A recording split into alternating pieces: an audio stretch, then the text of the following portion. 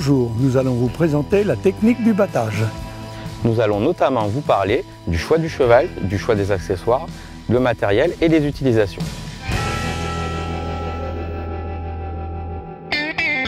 Bonjour François. Bonjour Alexia. Alors c'est quoi le battage? Le battage, c'est le fait de partir avec ton cheval de selle et un autre cheval sur lequel on mettra un bât qui te permettra d'emmener toutes les affaires nécessaires à la randonnée. Ça nous permet de partir seul, à deux ou en petits groupes, plusieurs jours, en totale autonomie, c'est-à-dire sans intendance. D'accord, mais quel est l'intérêt de partir sans intendance? Ça permet d'abord d'accéder à des endroits où un véhicule ne pourrait pas aller. Et en plus, un véhicule, c'est un coût, de même que la personne qui le conduit. Et donc, si tu supprimes ça, ça fait des randonnées à moindre frais. D'accord, mais comment on choisit le cheval de bas? Le cheval de bas, il doit être pas trop grand, il doit être gentil, il doit être calme, il faut qu'il ait un bon dos, qu'il soit porteur, qu'il ait des bons pieds, des bons aplombs, et on l'éduquera à son nouveau travail. Et on lui choisira aussi un bât adapté à sa morphologie et au matériel que l'on veut emmener. D'ailleurs, je te propose, on va aller voir des bâts. D'accord. Bonjour Seb. Bonjour François. Je te présente Alexia. Elle est intéressée par le battage et on va lui présenter tout notre matériel. Allez. Alors moi, ça c'est mon bât. C'est un bât qui a été fabriqué par Monsieur Pétel. Il est en polyester. C'est un double sanglage en mohair. C'est très confortable pour le cheval. À l'avant, j'ai un collier de chasse en V. À l'arrière, j'ai une croupière avec un culeron. Ça, c'est pour la stabilité de la selle. Pour les bagages, j'ai deux sacoches en cuir et différents boudins, y compris pour mettre la tente. Ça me permet d'être en autonomie pendant 5-6 jours, des fois un peu plus. Il existe aussi des caisses qui, à l'origine, étaient en bois. Elles sont maintenant en polyester, c'est très solide. L'avantage de ces caisses, c'est qu'on peut mettre plus de choses en vrac. L'inconvénient, c'est qu'après, c'est lourd à charger. Moi, j'ai préféré ce système de répartition des poids parce que ça permet de moins peiner pour charger le cheval. Et surtout pour une dame, c'est plus facile à soulever. Moi, j'utilise deux types de bâts différents. Je travaille avec un bât hongrois qui va nous permettre de porter des charges lourdes, type piquet de clôture, rouleau de fil de fer, pour pouvoir faire des travaux en montagne et du portage. On s'en sert aussi pour remonter du sel sur certaines estives, on peut le charger jusqu'à 125 kg. À l'avant, il est équipé d'une bricole, à l'arrière d'un avaloir, couplé à un culeron et à une croupière. Il y a un système dessus de double sanglage qui va nous permettre que notre bât n'aille pas d'avant en arrière ni de droite à gauche, et donc ça va éviter de blesser notre cheval pendant la randonnée, aussi bien au garrot qu'au niveau de la sangle et qu'au niveau du dos. En randonnée, j'utilise des sacs de bât en toile de camion qui sont très résistants, et l'avantage de ces sacs de bât, c'est qu'on a des sangles qui font tout le tour et qui nous permettent de resserrer le bât de manière à ce qu'on ne soit pas trop large, parce qu'ici on a beaucoup de bois, et donc pour éviter de déchirer nos sacs de bât. Et par-dessus notre bât, on va mettre ce gros sac qui contient un tipi. Et dans ce tipi, on peut dormir à 10 personnes. Donc on peut partir en autonomie, on a l'hébergement, on peut mettre tout notre matériel de nuit et notre nourriture dans les sacs de bât. Et on peut partir jusqu'à 6 jours tranquille, sans avoir de ravitaillement. Par la suite, j'utilise aussi un bât à croisillon sur un petit cheval de la maison. Alors que le bât que je t'ai fait voir avant, celui-là on l'utilise plutôt sur des chevaux trapus et costauds. Donc ça, c'est un bât à croisillon américain qui à la base était un bât pour les ânes qu'on a fait modifier. On y a rajouté une bricole et à l'arrière un avaloir couplé à une croupière. Exactement pareil pour que dans les fortes pentes, ça ne bouge pas d'avant en arrière. Et un système aussi de double sanglage que nous avons là-dessous. On reste aussi sur un système de sacoche avec un volume un peu moins important, en toile de l'armée suisse, qui est très résistante et qui est quasiment indéchirable. On peut également poser sur ce bât par-dessus des piquets de clôture au-dessus du dos du cheval pour mettre nos chevaux en paddock le soir lors de l'étape. Tu vois Alexa, si tu veux pas te lancer dans des frais, une selle de randonnée peut très bien servir de bât. Du moment qu'elle est équipée d'anneaux, de pontées, on prévoira aussi une croupière avec un culeron, de même qu'un collier de chasse pour stabiliser la selle dans toutes les difficultés du terrain. Et on met des sacoches pareilles, un peu moins volumineuses, pour te servir de ça comme selle de bât à moindre coût. Bon, et ben, moi je vais aller chercher le troupeau qui est en estive pour la rando qu'on a prévue. Et donc on se retrouve au retour du troupeau. Eh ben Alexia, si tu veux, pendant ce temps-là, on va prendre un cheval qui est à l'écurie et je vais te montrer comment on installe une selle de bas, comment on fait les différents réglages.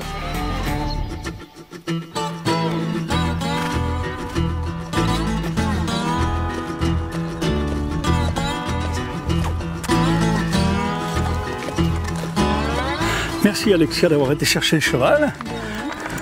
Donc tu vois, pour voir si un bas convient bien à un cheval, il faut le mettre tout nu. C'est sans couverture. Et les selles de bas, c'est un peu comme les selles américaines.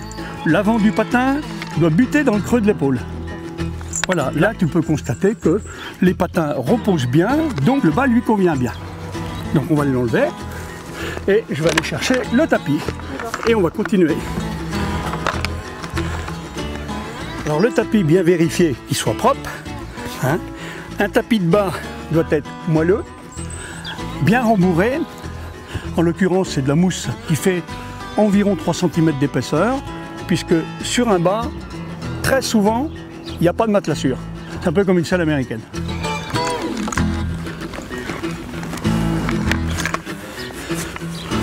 Moi, j'attache le tapis pour permettre l'aération de la colonne vertébrale et pour ne pas le perdre. Et on en fait autant derrière.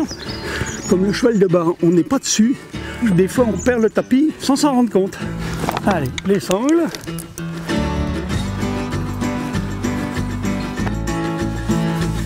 Hop. Voilà. Moi, je suis un peu à l'ancienne méthode. Je fais des nœuds de cravate. Mais la boucle et l'ardillon, c'est très bien aussi. Un nœud de cravate, il n'y a rien de plus simple.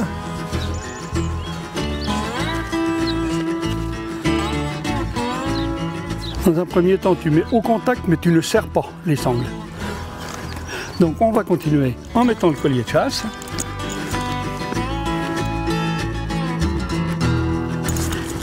Tu l'accroches dans la nocelle. Hein. Tu l'accroches à l'anneau en dessous.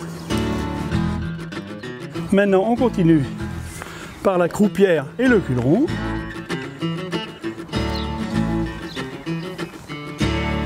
Toujours y aller doucement. On ne sait jamais les réactions. Alors toi, au contact mais pas tendu.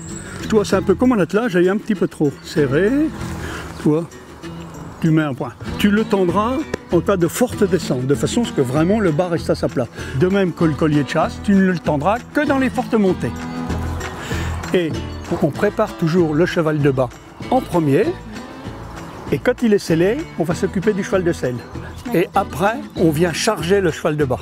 Et le soir, à l'étape, c'est l'inverse. Lui, on le décharge en premier et après, on s'occupe de son cheval de selle. Maintenant, Alexia, on va aller chercher les bagages pour charger. D'accord. J'ai préparé les bagages nécessaires à notre petite expédition, en se rappelant que tout ce qui est lourd se met le plus bas possible. Donc je les ai mis dans les sacoches.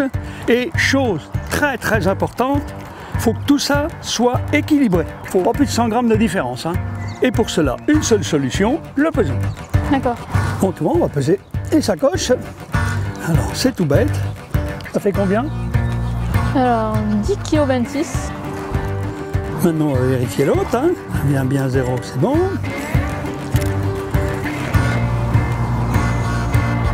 10,12 kg. Oh bah 10 grammes de différence, on est bon. Hein. Bon bah maintenant on va charger les bagages. Hein. Mais avant on va ressangler le cheval de bas. Alors on va mettre la toile de tente en premier, parce que comme ça, si elle est mouillée, on mouille pas le reste des bagages. D'accord. Et je la mets au milieu, elle est bien en équilibre comme ça. D'accord. Je l'attache parce que c'est quand même mieux. Après, tu vas me passer les piquets, Alexia. Voilà. Et tu vois, j'ai mis des petits surélèvements, c'est pour être sûr que les piquets ne touchent pas la fesse de notre ami. Allez, tu me tends le petit tardillon. Merci. Ces piquets ont une double utilité. Ça sert pour la clôture électrique, le paddock des chevaux, mais ça sert aussi pour tenir la bâche de pluie, pour protéger le matériel. D'accord. D'ailleurs, tu vas me la passer, c'est la bâche bleue. Alors oui, elle est dans le bon sens. Allez, j'enfile un piquet, comme ça, ça évite à la bâche de tourner. J'attache l'habillon. On va continuer par les sacoches. Oh, il n'y a pas d'ordre. Hein. Hop, je vais te montrer comment on en met une, et puis tu mettras l'autre de l'autre côté. Comme moi je suis un père mousqueton, ça va beaucoup plus vite. Et ce que j'aime bien dans les sacoches, c'est que c'est très accessible si tu as besoin de quelque chose. On va continuer par les bleus. Il n'y a pas de côté puisqu'ils font le même poids. D'accord. Tu prends la lanière du haut. Voilà. On va continuer par la verte. La fermeture un peu en dessous, si jamais il pleuvait et qu'on décoince pas assez vite, ça évite de mouiller les affaires. Voilà.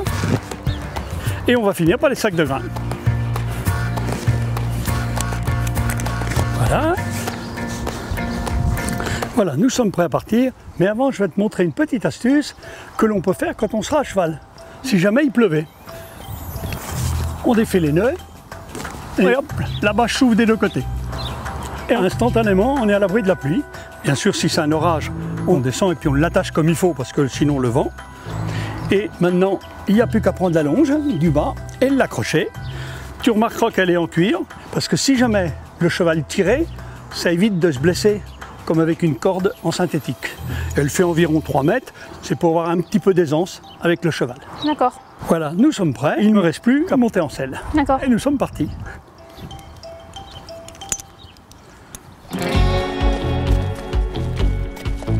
Oh, salut Seb! Salut François! On peut se joindre à vous un petit peu? Eh ben écoute, il n'y a pas de souci, on se met à cheval et on y va? Eh ben allez. Allez, c'est parti. Bon, eh bien, tu vérifies tes étriers, tu vérifies ton sanglage, tu jettes un petit œil au bas, voir s'il n'y a rien qui a bougé de ce qu'on a fait tout à l'heure. Et puis on selle. Bon, et maintenant que tu es en selle, tu as ton cheval à droite. Pour se déplacer, tu essayes de maintenir la tête de ton cheval à hauteur de ta cuisse. D'accord.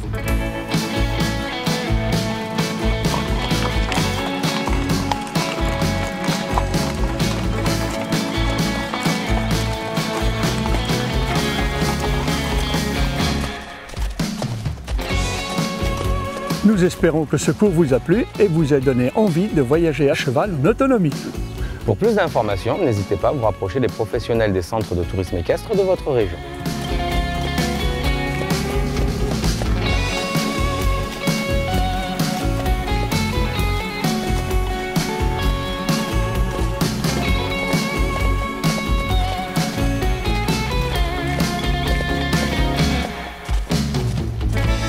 Tu vois Alexia, sur un chemin qui ne présente aucune dangerosité pour la circulation, on peut laisser le cheval devant en liberté.